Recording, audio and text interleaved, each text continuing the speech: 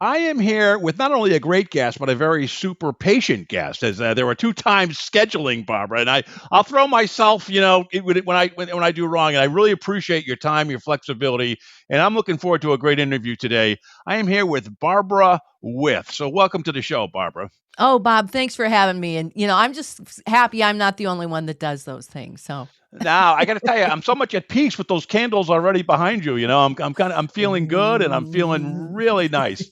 Would you mind starting off? You have a great website, by the way. I love the font. The red font. It's almost like a lipstick font on your website with your name. I think that's fantastic. But beyond that, you've got a lot of great stuff and a lot of great services that you have, and we'll ask them certainly go there. I'll put in the show notes. But give our listeners a quick interview of who you are, because you've been doing a lot of great work for a long time. Okay. So by way of introduction, then, I'm going to just kind of synopsize the context from which we are going to spring, because I know there's a lot of questions that can come out of the blue here, and then I'd have to describe that over there. So let me just kind of give you an idea of who I am. I started out as a musician. I started teaching myself piano when I was 5, writing music when I was 12, and I went out on the road when I was 17 in rock and roll, which was back in the early 70s when you could do those kinds of things.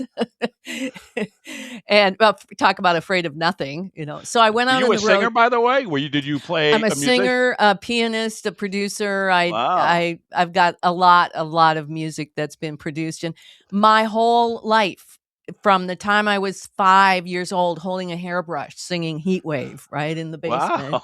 I wanted to be a rock star. That was my goal. That was what I was going to manifest. And I did really, I worked my butt off. I've written hundreds and hundreds of songs. Some are award winning.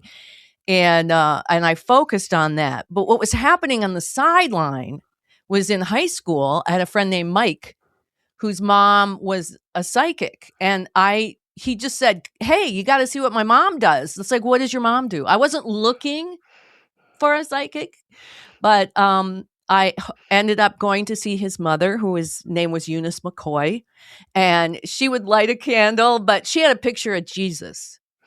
And she would close her eyes, and she said she went out in outer space and she didn't remember anything. But she would talk in this voice of we, and it was the most insightful. It was like they were living in my head, whoever these we were. And there was predictive stuff in it, but most of it was about, because I was coming out of a very traumatic childhood and had a lot to deal with. And most of it was, in retrospect, about how to take care of myself.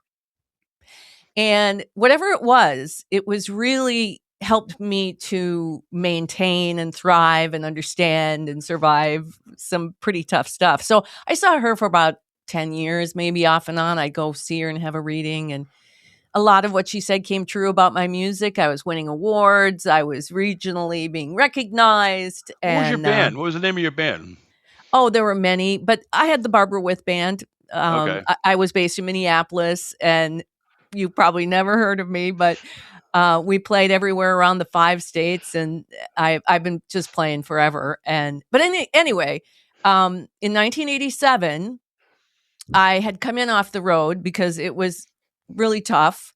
And I was writing a letter to a friend telling them how bad it is that they're so judgmental, setting me right up for my own work. And suddenly my hands became independent of my thinking, and beautiful stuff that I was not thinking to say to her started flowing out of me. Yes, because when you judge things like a lens in the eye, you close down and all you see is a small part of the whole. So open up. We're waiting. So, I knew what it was. I'd been with Eunice for 10 years or so. I knew what it was, but I was still pretty shocked. And yet it felt vaguely like songwriting. Because when I used to describe writing a song, I say, go into the nothing and I'd listen for the songs already written. I don't sit down and go, let's write a song about this. It's just, here it comes. I'm going to translate it. So it felt like that. But when I asked them, well, who are you? Because wouldn't you? was like, who are you? Eunice was just an antenna.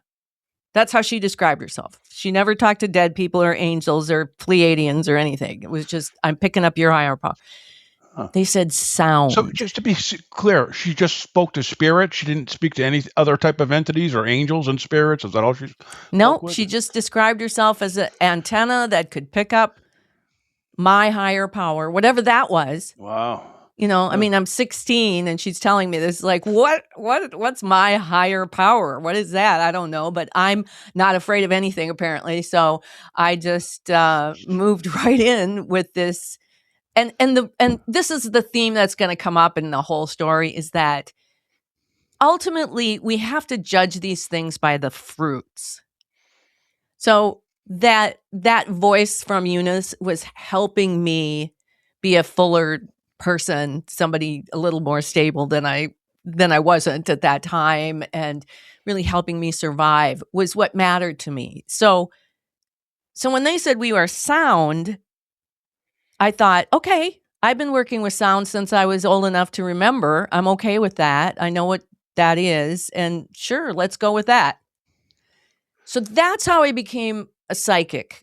And I started doing readings. I did 2 readings for 2 of my good friends and said, I don't know if it helps, pass my name on, and like $25 I'll charge for a reading. And people would come over and sit and I'd write. And eventually I began speaking like Eunice did. And along about 1993, because this was so fascinating, and this was before the internet, and people would come and go, and they never really talked much to me about it. It wasn't like I was counseling them on what the readings were saying. They would take their tape and off they go. But I wanted to know, what would these voices of we say to a group of people? Edgar Cayce used to channel for groups and Jane Roberts had small groups.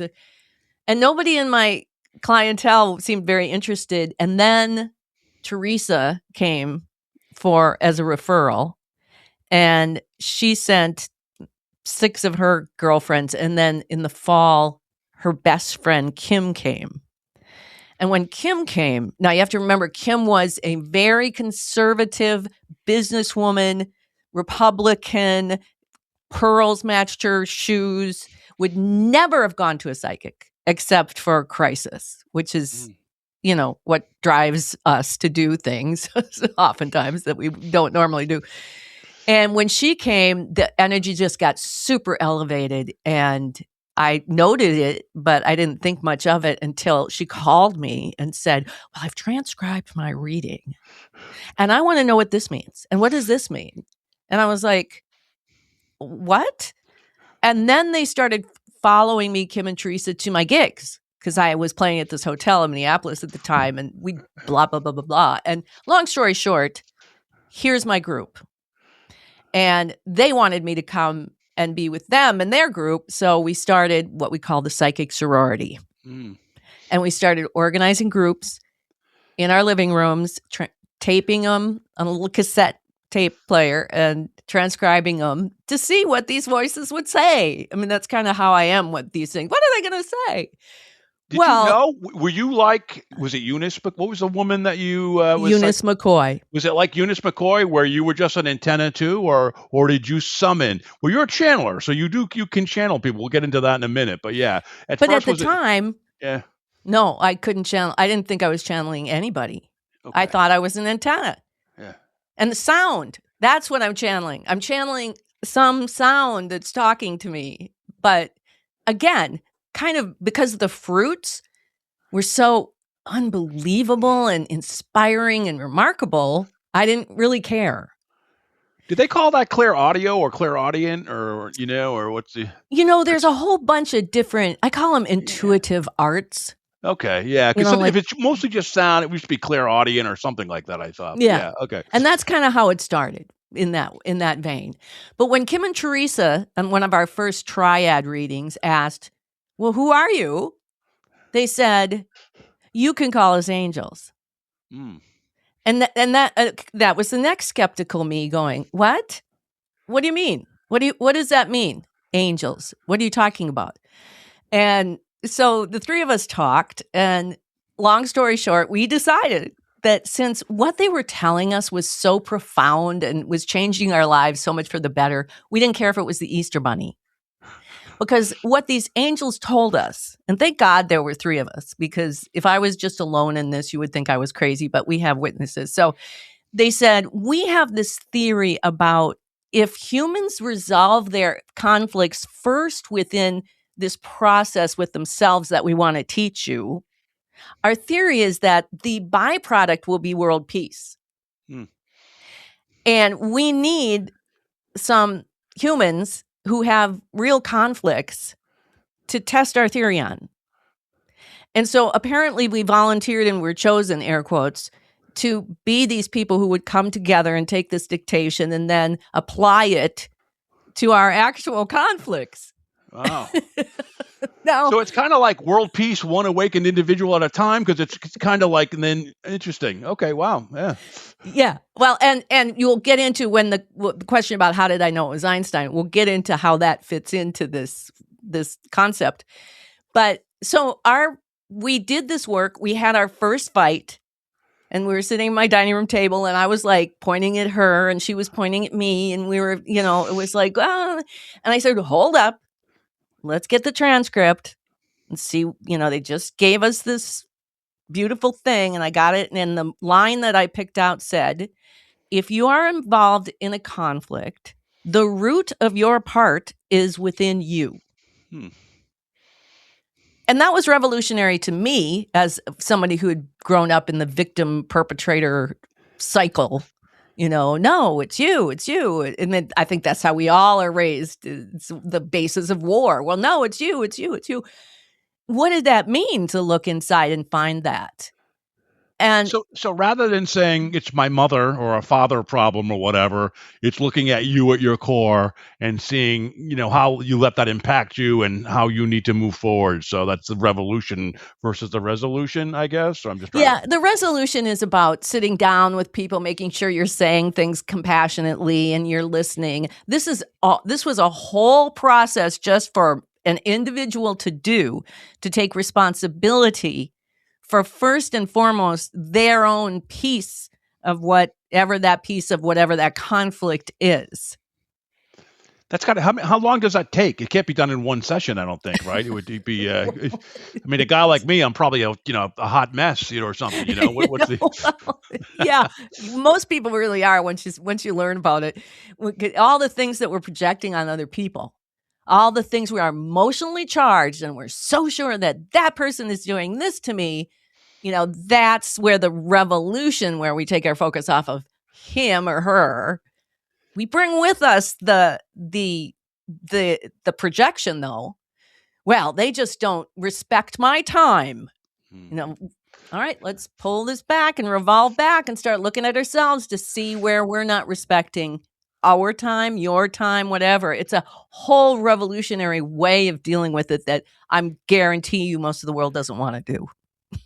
Interesting. And you have on your website, you have a section on that. There are like 3 realms. One is Einstein, one is conflict revolution. So you have a whole program about that, right? Where there's a workbook that they can do to monitor themselves and do ongoing introspection and resolving their issues. Is that accurate? Yes. And conflict revolution was born from that story of the psychic sorority, because after we started to work with it in our real-time conflicts and work together to go, and it was quite a feat. And, 33 years later, we look back and think, what were we thinking? How did we keep motivated? But we put it together and we started to have these miraculous sort of outcomes. Like when they say world peace, one person, that world peace is going to be a byproduct. So for me, after the first fight that we had and we resolved it in this revolutionary way, and we just were mind blown how beautiful the process was from where it had been going. And that night I went to work, I was playing at a bar in Minneapolis, and there was a waitress there who just didn't ever care for me, which is just fine. I don't care. But I walked in that night and she was my best friend. Oh, she couldn't get enough of me. Barbara, do you like Patti Smith? I've got some cassettes I could give you. Put $20 in my tip jar. And again, I was like, what's going on here? And then this is the empirical experience of going, oh my God, this is what they're talking about. This isn't world peace, but it's a natural, Einstein said you cannot address the issues at the level they're being created. You have to address them at the root. And when you do it, apparently these angels said, here, things will change outside you naturally. It'll be a byproduct of it. You won't I couldn't go at that waitress and say, hey, how come you don't like me? Can I throw in an observation here? Yeah. Barbara, if you don't mind. So when I was at your website, there were like 3 tranches or whatever, like 3 levels. There was the psychic sisters, which kind of was like the evolution, I guess, of your capabilities. And then there was the conflict revolution, which is kind of like the cause, right? The cause that came out of it, which was, peace movement, but starting with you and then growing it. And then came the Einstein factor, because I believe he died with a lot of guilt, about being involved, with the atomic bomb. He was probably a pacifist and a peace, movement guy. And it's just still bothering him in the afterlife. And that's probably where you're going. But I guess I'm trying to stitch together what we've been talking about. And I think that's kind of the evolution of you and who you are today and the services that you provide. Yeah, and that's exactly right, because you couldn't have shown me Einstein when I was first doing automatic writing and I asked, who are you? Who are you? Oh, well, it's Einstein. Whoa, really? I got to throw in one thing before I lose it. Barbara with the Einstein Party would have been a great name for a rock band, but but go ahead. As it was, the Barbara with band often had people thinking I was a stripper who traveled with my own band. So let's not go there. A lot of refunds. Yeah. Okay. Yeah.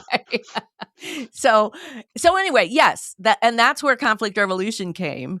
And I started training that in St. Paul. I was at a nonprofit and I started working it as staff development, and then I got into training, conflict revolution.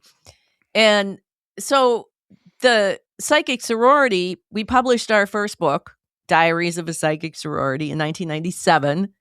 And an award-winning book, I should say, right? Yes, we did win an award. We did. Yay. And we had a literary agent who we were also shopping it to bigger publishing companies. We published it ourselves. And in 1998, she got a call from a tabloid in London. Okay, like a metaphysical tabloid, everything, UFOs and Jesus on toast and all that stuff. And they wanted a interview with Princess Di on the 1-year anniversary of her death from beyond the grave. And could I do that? So here's another moment in my life where I was like, wait a minute. Okay, so I'd learned that I could speak to people who had passed on because they were coming to reveal themselves to me. Like dead people would show themselves to me and say, can you help my daughter or whatever? And I'd say, well, get me in front of her. So I knew I could do that, but they came to me. I didn't go looking. I wouldn't go to you and say, hey, I can talk to your grandpa. Grandpa would have to come to me. So I thought, well, again, because I'm afraid of nothing, I said, let's just see what happens. And I gotta love you saying "afraid of nothing." It's "Afraid of Nothing" podcast, and this is a perfect segue, right? We can, awesome. I love it. I want to stress that this is an important topic of being afraid of nothing. Anyway, I channeled it typing, and I read it afterwards and just wept. It was so beautiful. And her whole message, aside from all the details about the stuff, was if everybody who put flowers in front of the palace did conflict revolution, we'd have world peace in a day. Wow. So Princess Di was also a big peace activist, as we all knew. And the tabloid flew me out to New York and spent 5 hours with me and didn't want the interview because it didn't have anything dirty about Camilla and Charles in it. But my agent, always thinking, said, hey, maybe there's more famous dead people who want to talk. And I thought, okay, let's see what that means. And so we made this long list, and I'd imagine I would go to them like in my head, okay, Mother Teresa, no, she's tired. Gandhi said it all this. And so the second person up on our list was Nicole Brown Simpson. Ah, wow, okay. And that was mind-blowing to me. Murdered women. I mean, what the thing? They got to, you got to get off of that. That's too negative, right? I think the whole party might have been murdered in some way. Wow. So anyway, we got to John F. Kennedy. There's another one. And he basically said, first of all, this isn't your idea. We are 12 people who have gathered here in Afterlife to help you with this world peace mission that you're on. So that's where the party of 12 came. They told us we are a party of 12. And then he said, so put your list away, because Einstein wasn't even on it. Wasn't? No. Oh, okay. Wow. And so when Einstein came up and I channeled it by speaking, it was the voice of all of my readings.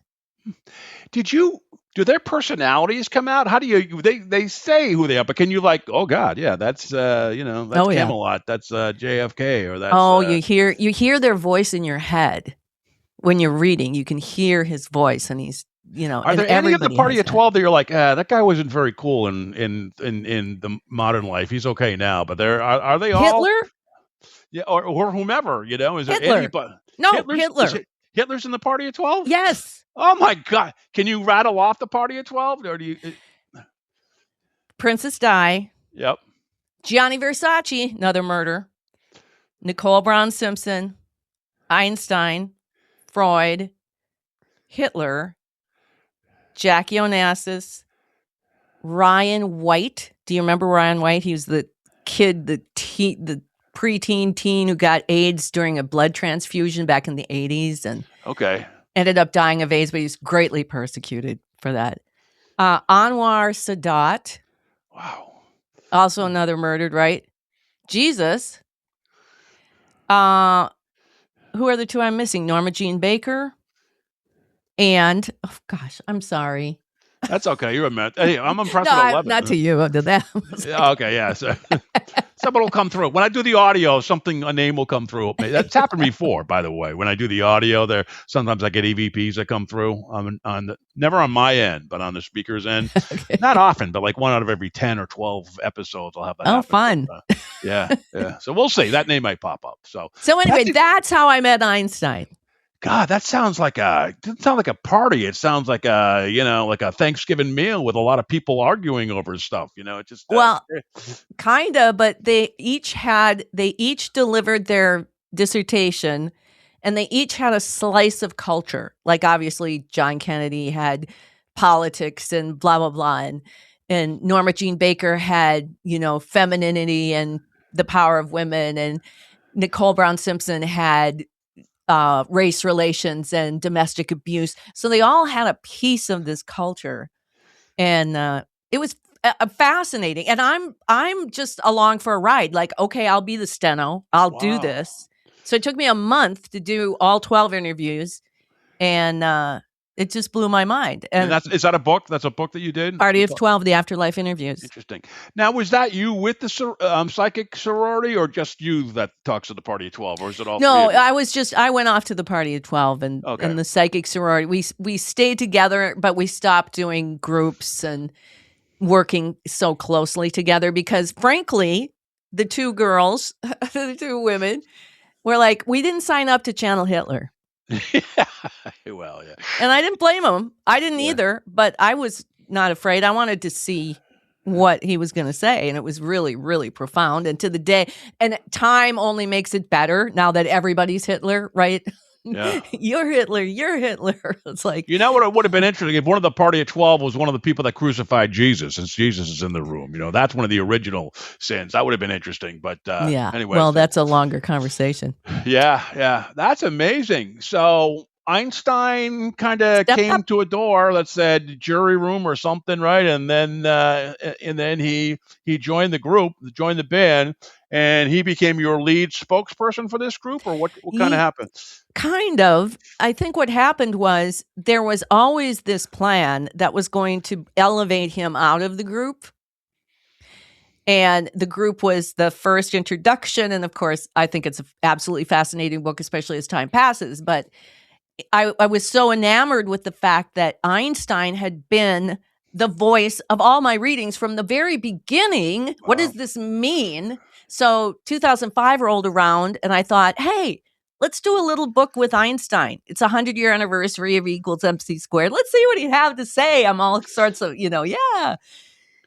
And so I channeled several groups and transcribed them and sat down one winter to edit. And I imagined he was sitting right here with me editing. And so it's 2005. There is the internet. And I would imagine him saying, hey, Google black holes. So I did. Okay, take these 3 terms from this and put it over here in our map. And so like birds building a nest, he delivered what he didn't do in real life, which was a unified field theory. And it was complete with a map of human consciousness, as we called it. And it defined compassion in scientific quantifiable as a scientific quantifiable force. It's a measurable force. A fifth force of the universe. Yep. Oh, evil must be the negative stuff, and compassion is the positive stuff. I don't know. Well, it's a little different because he's taken terms that we have different meanings for, and he's pulled them into a revolutionary definition that is we use it every single time we're dealing with any of this. Doesn't mean that there's not other definitions, but compassion is the creative intelligence that uses the other 4 fundamental forces to impel the creation of this physical world one step at a time. So what are the other forces? Is it earth, wind, fire, water? No. It's electromagnetics, which is like charging things. Gravity, which is like guiding things. Yep. The strong nuclear force, which is the attracting and the repelling. Okay. And the weak nuclear force, which is the transformation when something turns from 1 to 2 to green to blue. So that's what he defined compassion as. Now, I only wanted to be a rock star. Okay. So I don't know about science and math, but I was going along with this. And then the big thing that really threw me was he said, and the source of everything is the center of the earth. And it operates like a black hole. And at the time, I literally said to my imagined Einstein, are you kidding me? I have to get out in front of scientists who know stuff and tell them that the earth is the center of the source and it operates like a black hole. Is that even possible? Yeah. But especially after Disclosure Day just came out, that movie, Right. So anyway, but I went with it because so far, so good, after all these years of going, what's this? And okay, we'll go. And that was the book Imagining Einstein, Essays on M-Theory, World Peace, and the Science of Compassion. Have you ever had academics or, brilliant minds say, look, I'm not going to support you in public, but, on the side here, you're onto something. A lot of times they won't put their reputation out on the table, right? They have to. It's so funny. My father, who I was very estranged with, although I found a deep peace before he died, but I didn't have him in my life. He was a pretty abusive fellow that didn't take responsibility for any of it. And right before he died, he called me, and I picked up. I don't know even why. And that was the first thing he said. He said, I don't really fully understand this, but I think you're on to something. Wow. But in answer to your question, what I tell people, anybody, I don't care who, if it's a scientist or not, it's like, I don't know. This is what I've just told you is the truth of the story. Is it Einstein? I think it is, but I don't know. But you tell me. You tell me what it is. Is it me being this sort of weird kind of maybe autistic ability to make people come to me like the psychic sorority? And I mean, there's so many players in this story, but this, Bob, is the reason why they couldn't just, back when I was automatic writing, say, oh yeah, it's Einstein, I've come to deliver the unified field. Because I personally, Barbara With, would have lost my mind. That's just crazy making. It's been crazy making.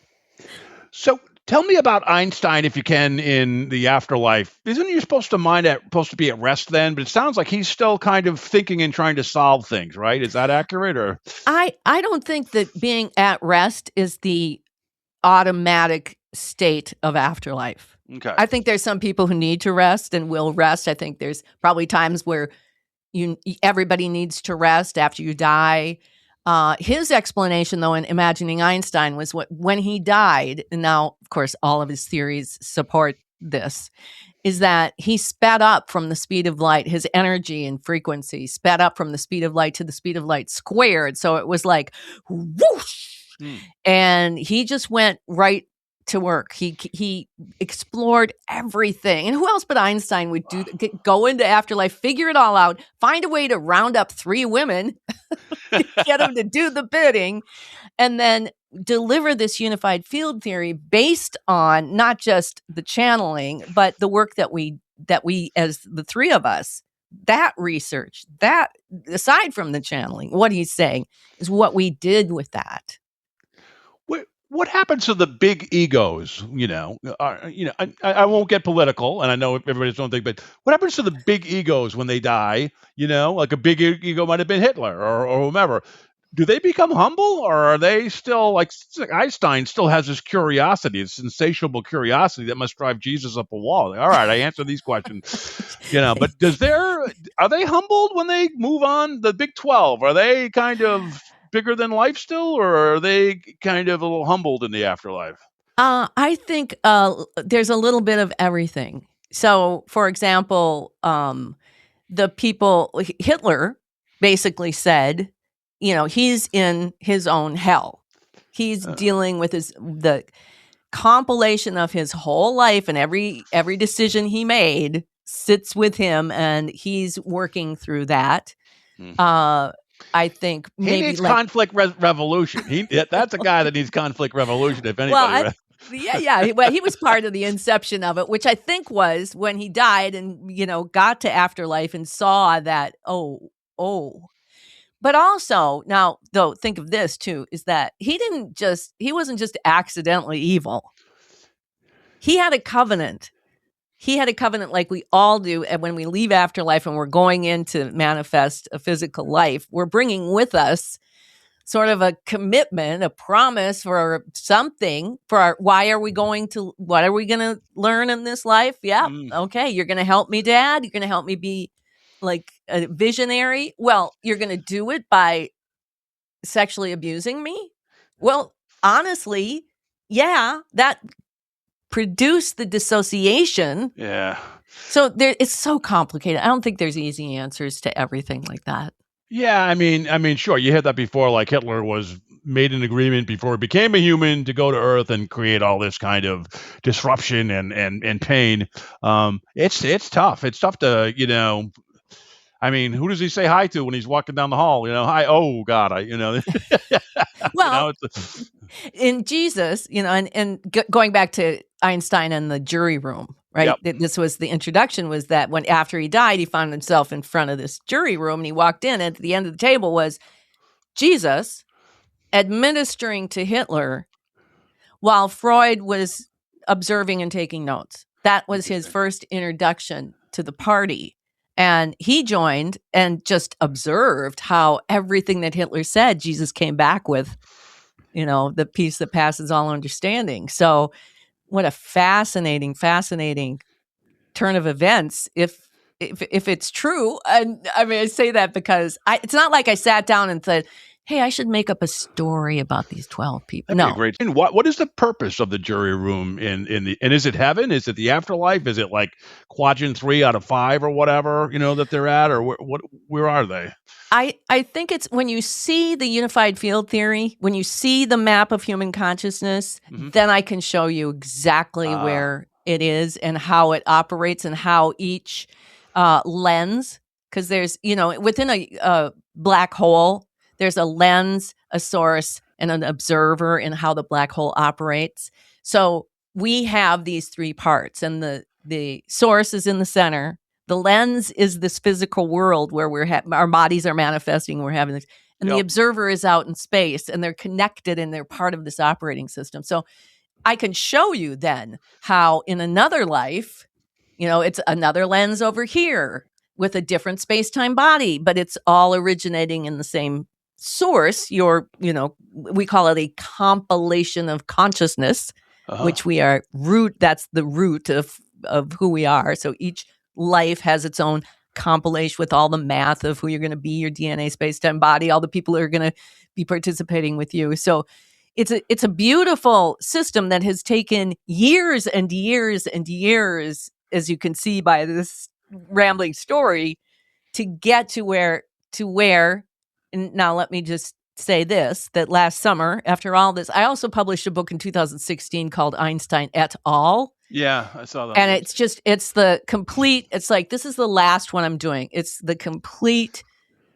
explanation of the unified field theory and conflict revolution, and why the unified field theory is the theory that he thinks proves why conflict revolution works.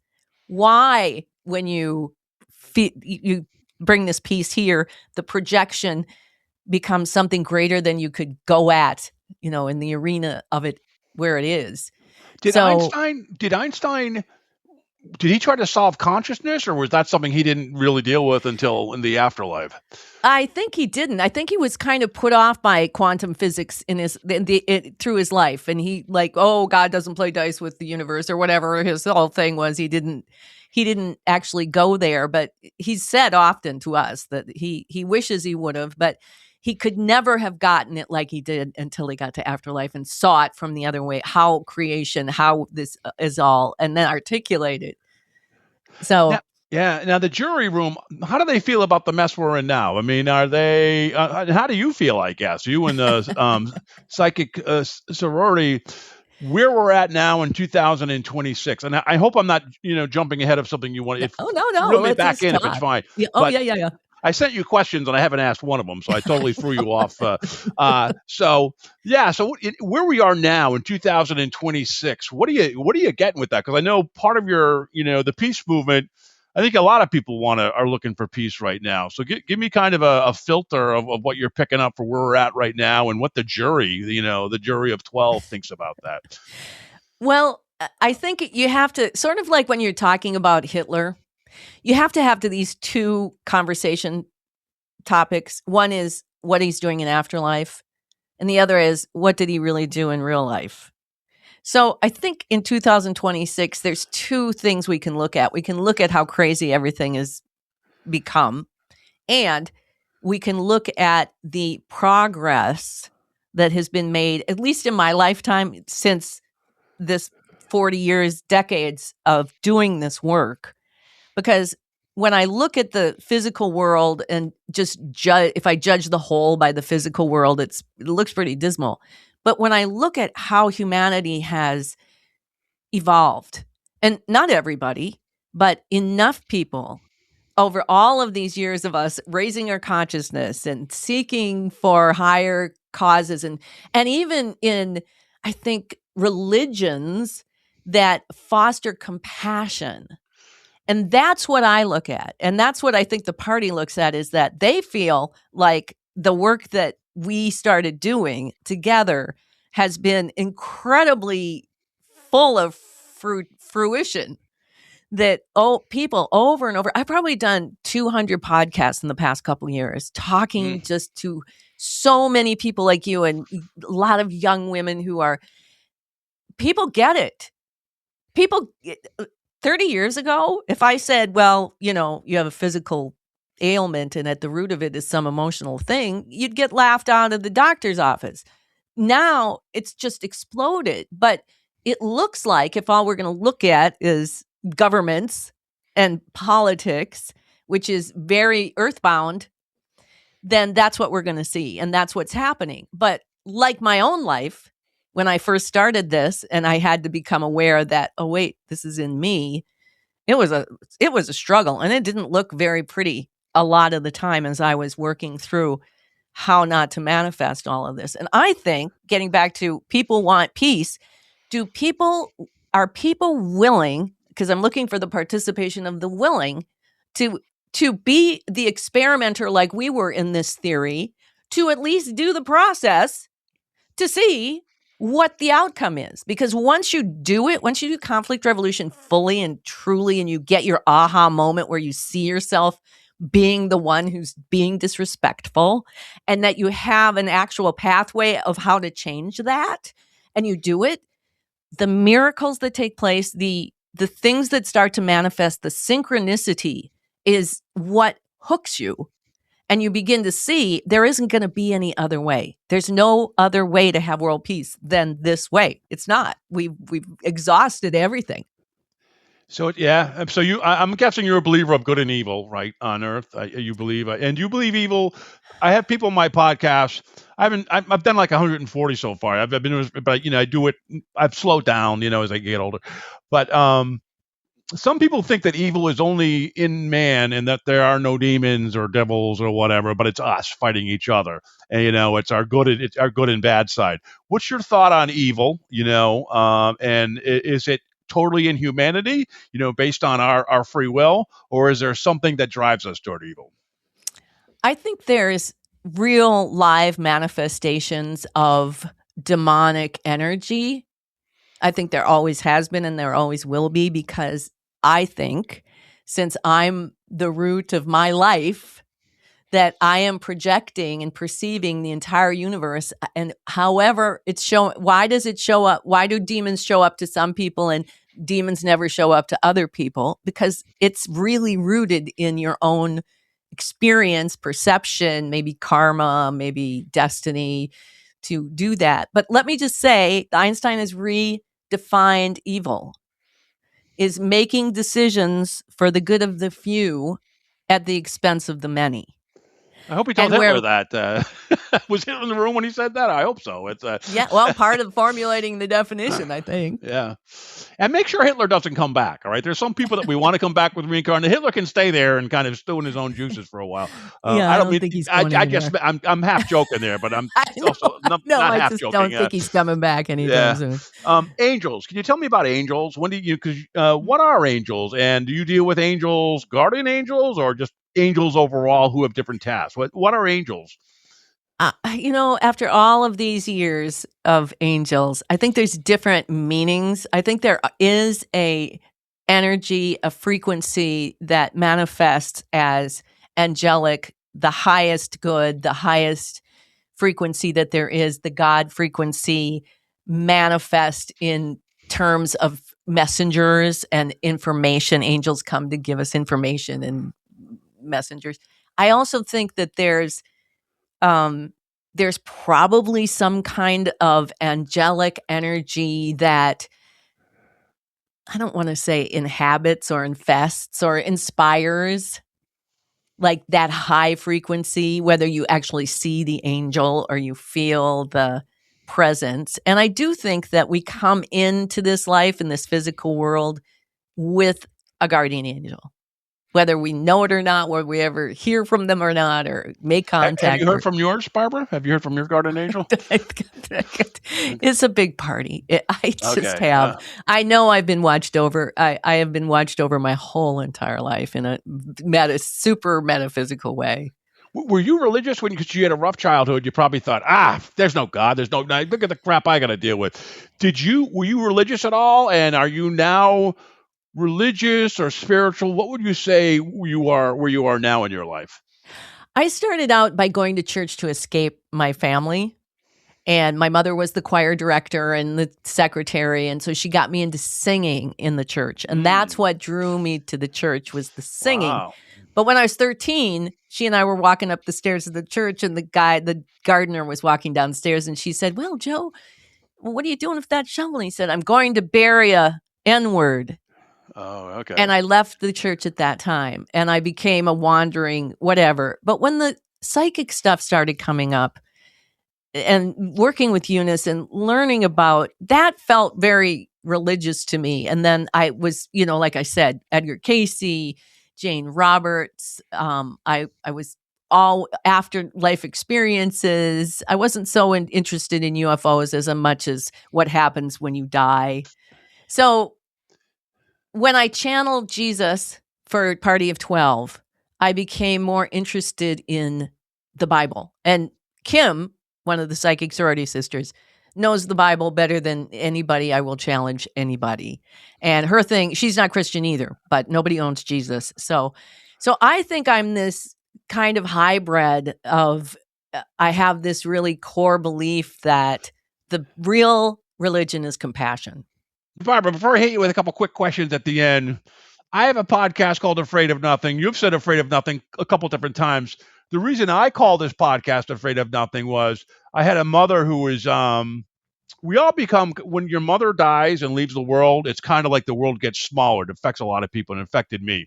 And I felt, I had to get a better understanding and talk to people who understood things better than me. Because when my mother passed, it was kind of cold and clinical. She had Alzheimer's. There wasn't any kind of seeing spirits coming or anything. It was like a 7-day vigil of her struggling with every breath. So I kind of struggle with that. And so my afraid of nothing was, half the world thinks there's nothing to be afraid of. The other half, because there is a heaven, and the other half thinks that there is nothing, so you should be afraid because there'll be absolutely, you'll fade to black.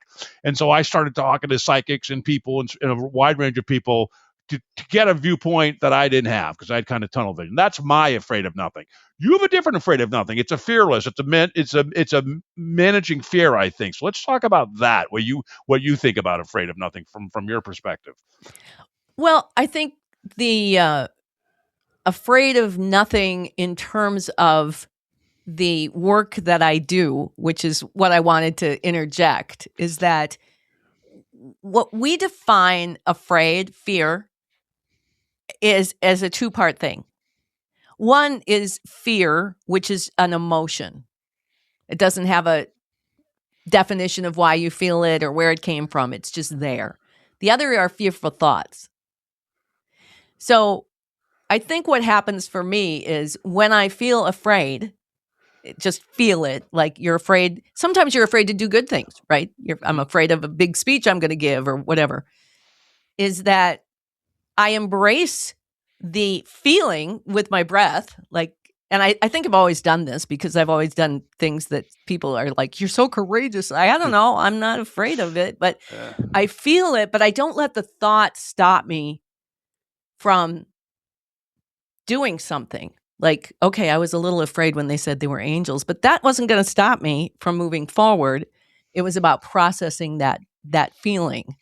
And I think if there was something that I want to leave people with from all of this talk, because we've covered a lot of ground that is back to conflict resolution, is that feelings are one thing, and how we process it, how we relate to it. Like, for example, your fear of letting go of your mother, or the sadness or the mourning. We train people to process that differently. So it's with the breath work, it's with the body. It's not with the intellect and the thinking. And then when your mind's going crazy, right? Your mind has all these fearful thoughts. That's a whole different skill set that we train people to do. So you've got these two kind of tracks that are sort of realigning the whole idea of, being alive, having emotion, intuition, intellect, how to work with all that. But I love it. I love the name. And I think it's funny you said that about either you go to heaven or there's nothing and you should be afraid. I think if there really is where it's just like nothing, like we just go into a hole in the ground. My ex-husband believed that too. We just go in the hole ground and then we're gone. Well, then there's really nothing to be afraid of either way, is there? Yeah, true. One question for you is, so you were a singer, your own rock band. Have you channeled anyone in heaven that's died, that's a rock, like Elvis or someone like that, or Ozzy Osbourne? Have you channeled anyone and spoke to any of the rock legends since you've been doing this? Well, I have a whole experience with Elvis, although I haven't channeled him per se, but I did do an interview with Kurt Cobain. And that was really insightful as well. And but yeah, it's like I said, they kind of come to me. I mean, except for the party where it was like, what? Princess die? I don't know. But I don't go like looking for, hey, let's go talk to so and so. Usually it's like, wait, is that Carl Jung who just showed up? What? Why wasn't he part of the original Party of 12? What? Yeah. Or a musician. Why isn't a musician in part of the original Party of 12? I don't think there is, right? Or yeah. Well, they're probably all too busy. Partying. Yeah, right. They are. Enjoying life. They're not questioning. They deal with the small stuff. Yeah. So tell us about anything. You've done a ton of podcasts recently. It shows on your website. What do you have coming up? Tell us your website. It's a really nice looking website. A lot of great stuff, well organized. And where can people buy your books and anything else you want to promote? Well, the website is barbarawith.com. And the first thing is up in the right-hand corner, I have the Conflict Revolution Challenge. So if you are inspired to want to resolve your conflicts first within you, that's going to give you a free download of everything you need to do, including a 12-week journal where you can keep track of the miracles that you create. And all my books are on there. My music is on there. My CD, Innocent Future, is downloadable. I've got meditation tapes. I've got some master classes in the Unified Field Theory and in Conflict Revolution. It'll take you over to Synergy Alliance, which is the publishing company that has been publishing and all kinds of things. And if you want to have a reading with me, you can use the code Einstein and get 40% off of the reading. Great. And this year I am publishing the 25th anniversary of Party of 12, the Afterlife and interviews. And there will be some other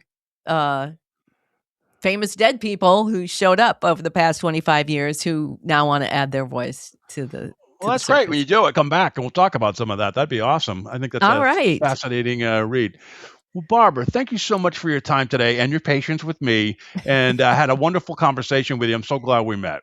Yes, you too, Bob. Thanks so much. And thanks to everybody.